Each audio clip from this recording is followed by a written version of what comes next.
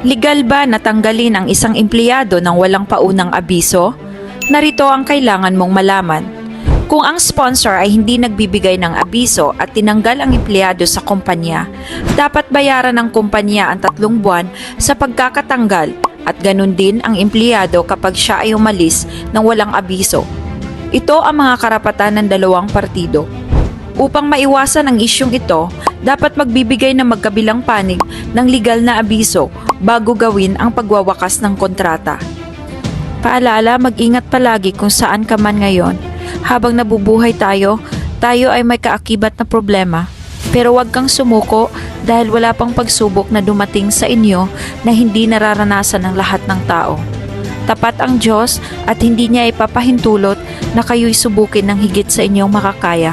Sa halip, pagdating ng pagsubok, bibigyan niya kayo ng lakas upang mapagtagumpayan iyon.